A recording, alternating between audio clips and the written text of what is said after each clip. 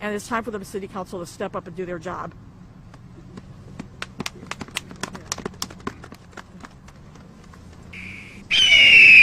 Hello, Pinagigi. I'm from the Ho-Chunk Nation, and Pinagigi means thank you for showing up, for allowing our voices to be heard. I'm a chronically unhoused individual from the streets. I've lived in this encampment multiple times. So your name is what? Yep. So my name, Young Eagle, Y-O-U-N-G, space, E-A-G-L-E. Young Eagle. What do I got to say about this? Well, there's been a series of militarized sweeps happening around the city. In the case of Near North at 206 North Girard, for instance, they rolled up with a militarized tank with an LRAD on top of it, which is a long-range acoustic device, if you didn't know what that was, and had a bunch of police showing up in light tactical gear, essentially riot gear and riot deployment weapons. They created 5 checkpoints around, like, to sweep to starve out suffering homeless people. On that day, there was like 100 to 200 people who were displaced, for instance. This camp has been a huge part of intentional community for me. It's not just like, you know, living in tents and stuff like that out here. There's been many art projects and growing flowers and growing plants and different things like that. People just helping each other out, practicing what we call mutual aid. And like oftentimes we get demonized and just treated as being like this horrific, awful, like, you know, like awful, like, you know, just sore on society. But if you saw how often like people are just sweethearts out in these places, maybe you wouldn't think that so much. As a result of the actions and things that I've experienced going back to Powderhorn or being on the streets at 15, I started to radicalize at a certain point. I self-taught myself on a broken cell phone in tents. That's how I learned how to become who I am, and that's why I speak with the voice that I speak with today. I wasn't always the person I am today. As a result of people helping out people, I became inspired to become a better human being. To become a better human being. I don't sell drugs. I don't sell drugs. I used to. Full disclosure. But as a result of everything I've experienced, I've changed my life in ultra significant ways. To come out here in the middle of winter and sweep this place, where so many of us have called home, where we didn't have a home, like this is home. Like, okay, like I'm not living here at the moment, but this is still home to me. Like I care about all the people in here. I'm out doing boots on the ground work. Like I'm involved in propane drops. Okay, so if there's one call to action I could offer to people, it's that we need propane. At all the encampments. Propane is life in this weather. When your little buddy heater runs out of propane, it is an awful feeling.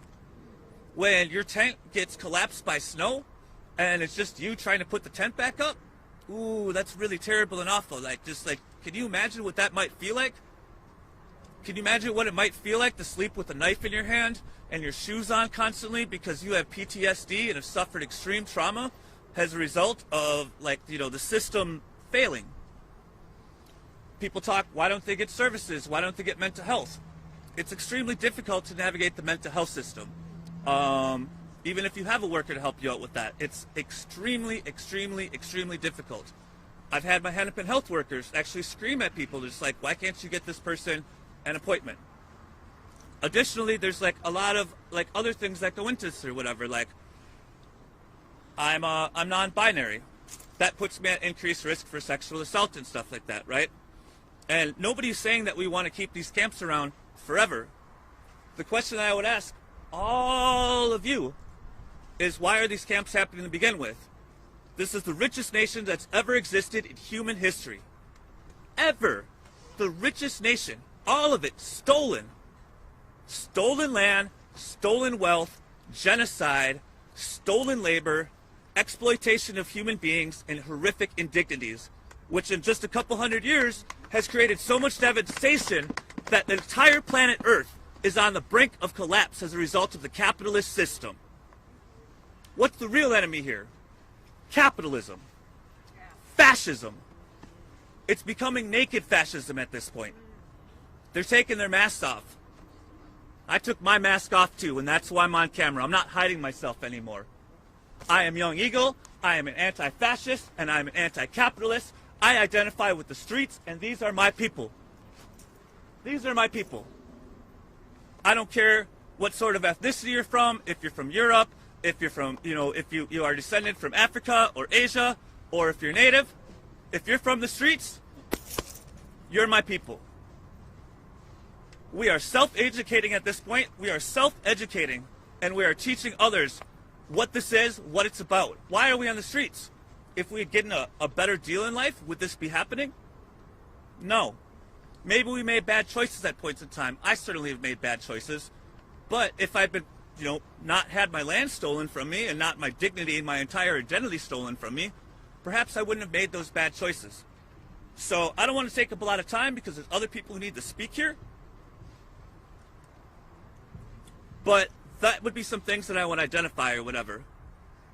The real problem here is capitalism, fascism, naked fascism at this point, whether coming from the left or coming from the right. We often think of fascism as a right-wing issue, but it can come from left-wing sources or whatever as well. That's entirely a thing. The left is just as capable of the right wing as promoting indignity and suffering and greed, genocide and white supremacy and all of these other different things that affect us. We watched the city burn in 2020. Over 40 or 50 cities rioted worldwide. Enough is enough. Again, Tina Gigi, thank you for everyone for showing up, for showing out. Thank you for the cameras here, for everything like that. If anyone wants to do an extended interview with me, I'm entirely available for that. Clearly I know how to speak. I'm a little angry at this point or whatever, but I could tone it down if you want to do like a chill interview or something like that. So that's an invitation to all media here. We could talk it out, and I would love to talk more, but I don't want to take up too much space. Trying to keep it short, trying to keep it brief. Love to the quarry, love to the streets. Again, I want to remind you that you are on stolen Lakota, Dakota, and Dakota land currently. People might own some of these houses, own them with their little pieces of paper, but the streets belong to us. Thank you again. Hi, my name's Kristen, Christin. Last name's Crabtree, Crabtree. I live in Ward 9 in Minneapolis. I just wanted to say something quick about the way that services and systems work together in this space. You've heard us talk about MPD, Metro Transit. We talk about Hennepin County and the state, which has an over $17 billion surplus, yet here we are. So I want to just point out that there are all these different functions of government, levels of government that are siloed away from each other, and then within those systems, within Minneapolis, for example, there are the different functions within the city that do different work. They are undercutting one another when they do these evictions. That's what we do for each other. We love each other. We come together in community. We find family out here, even in the worst circumstances.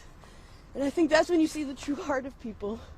Is when there's a fire, who runs toward it and who runs away. We are on fire. Please help us. Don't run away. Run toward us. And find solutions.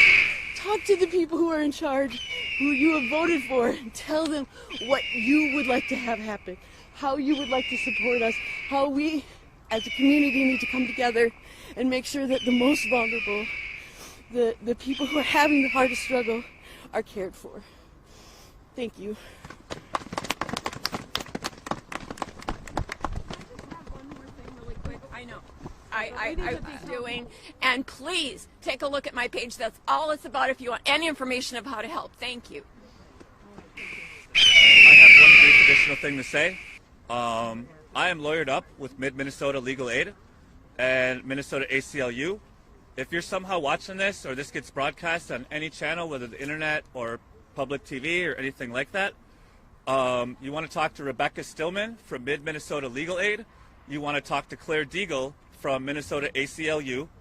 They're fantastic human beings, apart from being fantastic lawyers, and wonderful, just stellar human beings.